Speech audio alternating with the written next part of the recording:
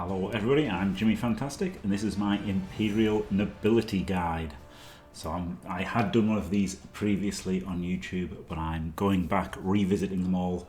We're going to have a guide for every single faction and also an arena / NAF and setups guide for each faction. So there you go. So yeah, let's get into this. This is Imperial Nobility. They're not my favourite team in the world, let's say that. They've got some things going for them, you know. They're pretty hard to move on defense. That's their main draw, and they've got nice feathers and stuff. So, yeah, let's take a look at the team. So this is actually my starting team that I'd run, but we can look at all the players first. So you get up to 1 ogre for 140,000 GP. Move 5, strength 5, edge 4+, PA 5+, AV 10+. So he's pretty tough. Pretty strong, gets in the way. He's got bonehead and loner, you know, like every big guy's got loner and a nega trait. In this case, it's bonehead, which is the least bad one. It's still annoying sometimes. Throw a teammate, but you've got nobody you can throw unless like you get a star, I guess. He's got thick skull, so he stays in the pitch a bit longer, and he's got mighty blow, so he's really good at punching things. You know, ogres are good. Ogres are good players, really. They are expensive, but they offer you something that you don't have, which is strength and mighty blow. So I would definitely take them, try 3 dice with them as much as possible. Looking at their access, you want block on them a lot. Pro is okay. You could random for block or pro to save, you know, SPPs and to save TV. I wouldn't hate doing that, but you'd have to cycle it so much that it would be not great realistically. So I don't hate it, but I probably wouldn't do it. Then we've got strength. Obviously, guard is the big one there. Stand firm is okay once you've got guard, and yeah, that's really all he needs. Agility wise, dodge is okay, and defensive is okay. Defensive actually really good. Sidestep's okay. So again, you could random for agility because you've got 3 hits. Though sidestep isn't really a hit; it's just not a miss, right? Because it's the same as stand firm basically. Dodge is pretty decent. Defensive isn't outstanding, honestly. So they're the things you want. Characteristics wise, you just want AV once he's complete. Every single player in the game wants AV once they are, you know, finished. AV is fantastic for 10 TV. So yeah, he's okay as an ogre. Now they get up to 2 blitzers, 105k, movement 7, strength 3, edge 3+, PA 4+, AV 9+. So they're a bit like a human blitzer, right? With block, except they get plus catch, which is okay, right? They're actually okay. You can sometimes hand off to them, and they've got catch for free. That's a decent addition. What isn't decent about them is strength as a secondary for them. But what is good is agility is a primary. So there you go. So they're going to look at... Sorry, there's something happening outside, I think. Right, I'm going to ignore that. They can take tackle on normals, maybe dauntless. Not great generals. Strength, they'd really like guard and mighty blow, but unfortunately, them being secondaries, they're prohibitively expensive. I'll say it eventually. Stand firm would be okay, so you could random for strength, and stand firm is okay. Mighty blow and guard, both hits, so you could random strength on them. Agility wise, they want dodge because it's incredible, and they want sidestep because it's incredible. You could also take sprint on them eventually. Passing, no. Characteristic wise, movement, fantastic. They're already movement 7, get them up to movement 9. Agility is great, get them up to agility 2+. And once they're finished, you can go AV. So yeah, there's a blitzer. Decent players. They're really expensive though, right? They're 105. They're paying 15 for catch compared to a human blitzer, and they're losing strength access. Although they're gaining agility, they're losing strength. So yeah, they're not great players. Bodyguards are interesting. They're nearly great. I think they'd be great if they didn't have stand firm. But stand firm is fine.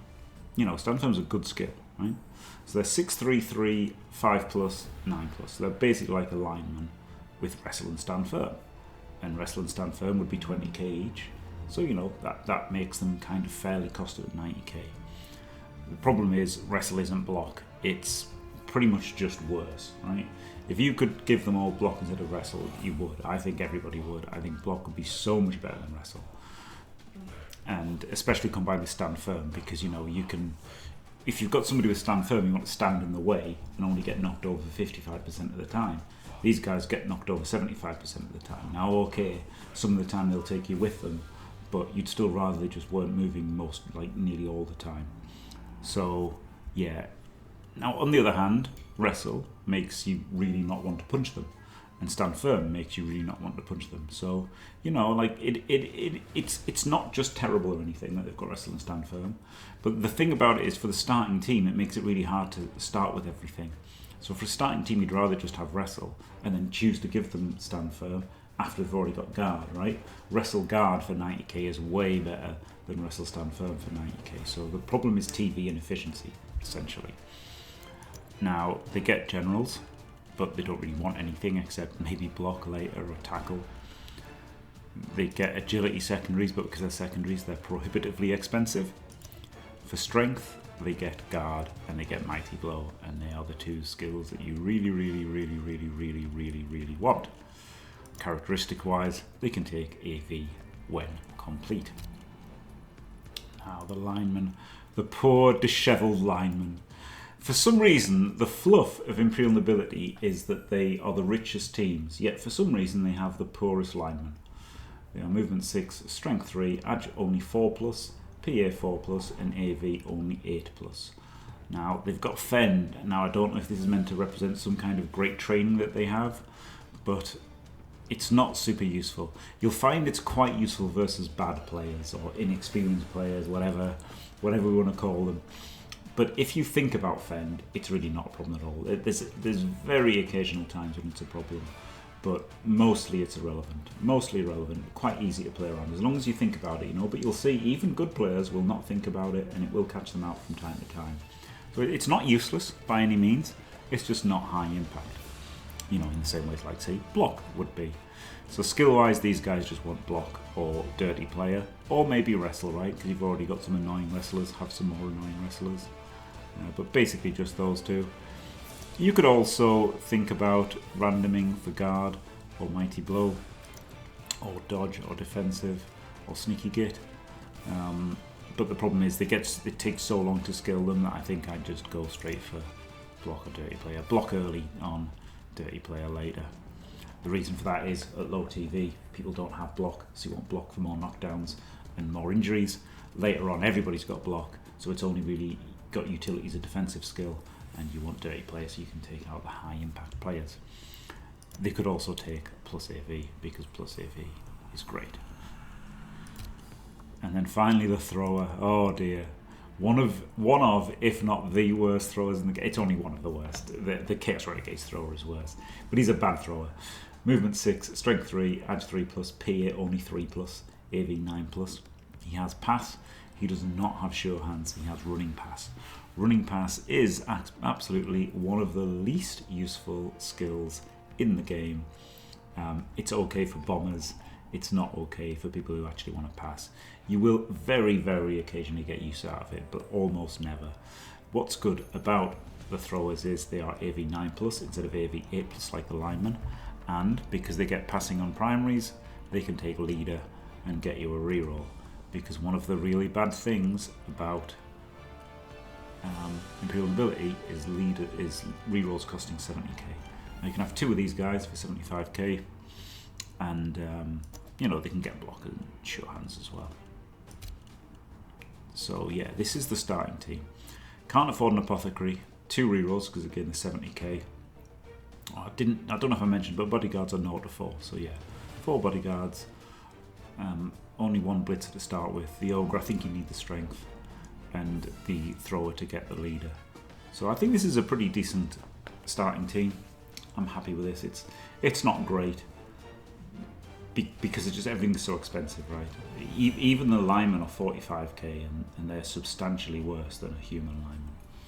So yeah, everything's very expensive, and yeah, it's rough. It's a challenging team to use, right? They're not a great team. So that's the starting team, and then the cap for season 7 at the time of making this video is 1750. So this is what a advanced team would look like. 1750 TV. We've picked up the apothecary. We have not gone beyond 2 rerolls. Up to 15 players. This could also be like 14 players, right? But you want a bunch of reserves so you can foul people. We've got a couple of dirty players there. We've got block guard, stand firm, ogre. You know, let's assume this guy got blocked quickly and then killed things a lot. The bodyguards only really need guard because they've already got stand firm, and then they can get mighty blow as well. But you know, they're going to stand and get hit a lot, so you're not going to realistically be able to develop these fantastically well. They could, I think they should go guard, mighty blow, AV. We've got this thrower that got leader, rushed leader, then he got blocked to be a bit more useful. And then the other one, again, this is just for the plus AV basically. So maybe this guy shouldn't even be on, honestly, and maybe it should be a plus AV lineman. But the plus AV lineman takes ages to get plus AV, whereas the thrower's just got it straight away. So it's much more realistic to have this player than like say a block plus AV lineman, which would be better, I think. We've got a blitzer here with dodge sidestep. They are the great skills for them, you know, dodge and sidestep number 1. And then this one is the stat freak. He's got dodge, he's got sidestep, and he's got 2 movement ups, an edge up, and an AV up. So again, the AV could be sprint, right? If you really wanted the 1 turn, probably if you had another good blitzer, or you know maybe a good thrower or something. There's lots of things you can do with it anyway. This is just one idea, one example of a 750. I'm not saying you should build towards this, but what you could do is you could make, using the Blood Bowl 3 functionality, you could make a custom team and see what you'd like to make at 1750 and then build towards that. You know, this is the very determinative nature of this rule set is, you know, you can choose something and build towards it. I quite like this. I pretty much all of my teams want a ridiculous started, you know, move up, edge up player to do everything. So I think this build is okay for 1750. Now, the very exciting development with Season 7 is the Norsca Arena. This is my arena team, given the rules in that. And, you know, also this works for NAF style as well, right? So we've got a block ogre, we've got 4 guard bodyguards, we've got 2 blodge blitzers, and we've got a leader thrower. That gives you 3 rerolls. You've got an apothecary, you've got 12 players. I think this is a pretty solid team, honestly. I think this could do okay in arena. I'm going to expand on that a little bit in a subsequent video, so there you go, that's nice, isn't it? And to finish, we can look at the inducements. So, you know, pretty much the same as all teams. Wizards pretty good if you've got 150. Extra team training isn't bad on these guys, right? Because a normal reroll is 70, so paying 100 isn't bad at all, really. The bribes could be useful, you know, if you have to get lucky to win by fouling people.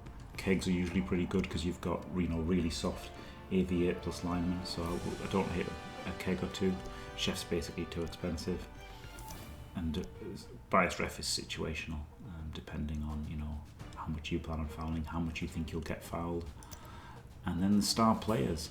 So at the moment on ladder, megastars are banned. If they're not, Cindy Pie Whistle is incredible for 50k, absolutely ridiculous. Griff is great for 280. Morgan Thorg is great for 380. But you know, these options won't be available to us mostly on ladder. Grombrindal I think is bad for his cost, so is Grim Iron Jaw. I like Carla 210 or Mighty Zug 220. These are both completely fine inducements depending whether you know if you need to fight more with Zug or if you need a bit more movement and dodge with Carla. You've also got Puggy Bacon Breath, which gives you the 1-turn potential with your ogre. You could throw him for a touchdown, and you know he's not bad, right? Strength 3, block and dodge. He's not a bad player at all. He's also got his ability for the reroll single dice. So you know, Puggy's not bad at all for 120. Helmet Wolf is a sore and therefore not good. So yeah, there you go. There are the inducements. And that's the video. So yeah, thanks for watching everybody. As I say, I'll be doing the second one all about NAF in the arena and the setups, and I'll be doing that for every race. We're going to blitz through these over the next few days, just in time for Christmas, hopefully. So keep your eyes peeled, and I guess I won't mention it in the other ones because this is the first one. And what a way to start as well. They are the world champions. You know. So yeah, that's it. They're Dimmy's favourite. Nobs OP. What can you say? Thanks for watching, everybody. Don't forget to leave a like and subscribe, and stay fantastic.